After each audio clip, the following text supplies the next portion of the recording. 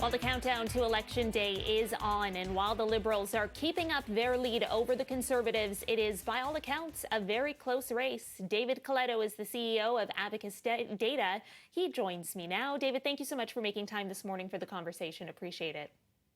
Good morning, Caryn. Good to be here.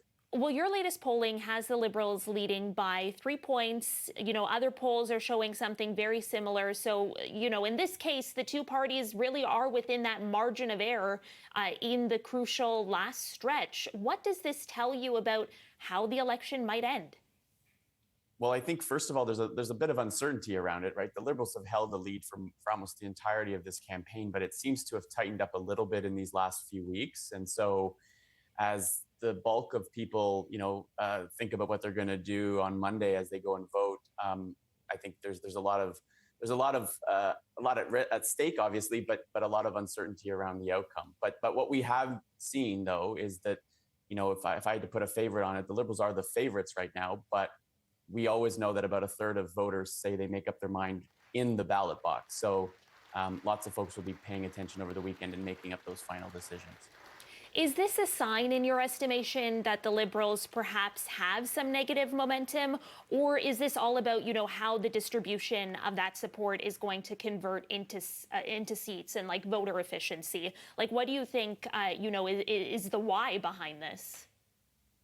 Well, the Liberals have an advantage because their votes are more efficient. They're leading in British Columbia and in Ontario, around the GTA and in Quebec, and that helps them convert those votes into far more seats than the Conservatives, typically speaking. But I think over the last few weeks, until a few days ago, Donald Trump was out of the headlines more than he was in the start of this campaign. And that was really giving space for the Conservatives to make the argument that they've been making this whole campaign, that they want change and they're going to be the best deliverers of that change.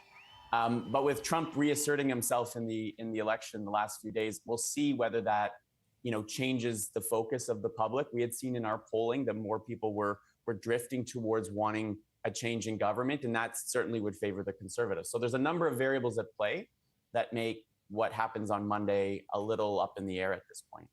On that note, I wanted to ask you something about something that Abacus did recently, just a little bit differently. Instead of asking Canadians, who do you personally plan on voting for, you asked, who do you think your neighbors are voting for? And those results, tilted slightly towards the Conservatives. I wonder, how much we should be paying attention to, what you call the neighbor effect. Yeah, and I think it's an interesting exercise because what it showed is that while, by 3 points, people felt that they were going to vote Liberal when you ask them how you're going to vote. But when you ask them, how do you think your neighbors are voting? The Conservatives win by 4 points across the country. So there seems to be a gap in people's perception over what they're doing and what they think their neighbors are doing.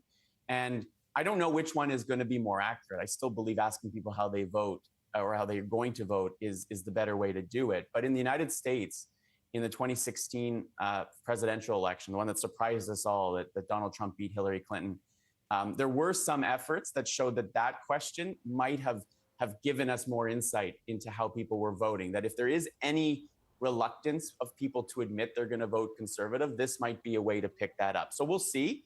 But I think it also suggests just how uncertain people are about what the outcome's going to be, that they're hearing so many different things from so many different people, that the closeness of this race, I think, is reflected in those two results for sure.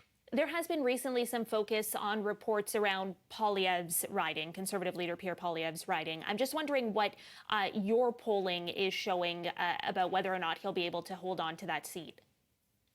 So we haven't done a survey in his riding. I live in Ottawa, not far from where he represents the community. But I do think that given the nature of Ottawa in particular, lots of public servants, the Conservatives have been very clear that they think the size of government needs to be reduced. And at a time when people are generally feeling uncertain about the economy and employment, that's going to create some friction. So I think my sense is it's going to be close. I would still be surprised if Mr. Poilievre lost his seat on Monday, but certainly it's probably, they're feeling that it's more close than they would have liked. And that's, I think, a reflection of the dynamics unique to Ottawa, but also in how much profile and attention Mr. Poilievre has gotten as leader of the Conservative Party.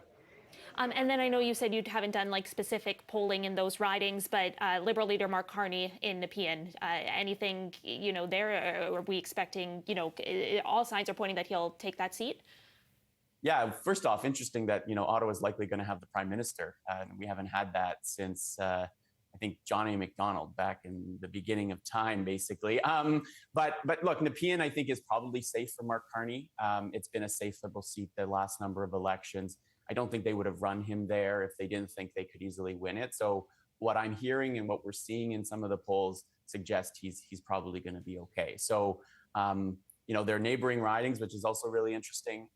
But if I was a betting man, I would say both of them should win their seats on Monday. Okay. Very quickly, I only have a little bit of time left, but what are you watching for specifically on election night come Monday? Well, I think turnout's going to be important. We saw record turnout at those advanced polls. Does that, materialize on Monday? I see it in our data. People are more interested in this election than they've been in a while. And so that turnout factor will be important. If young people come out in record numbers, that could benefit Pierre Paul, where we've seen the Conservatives do well. And we know that the Liberals have really increased their support among older Canadians who are more reliable voters. So watch for turnout on Monday. That could be a key into understanding how it's going to end up. David Coletto, CEO and founder of Abacus Data. Thank you so much for taking the time. Appreciate it this morning. Thank you, Caryn. Take care. You as well. Time now is 8:07 here on BT. We're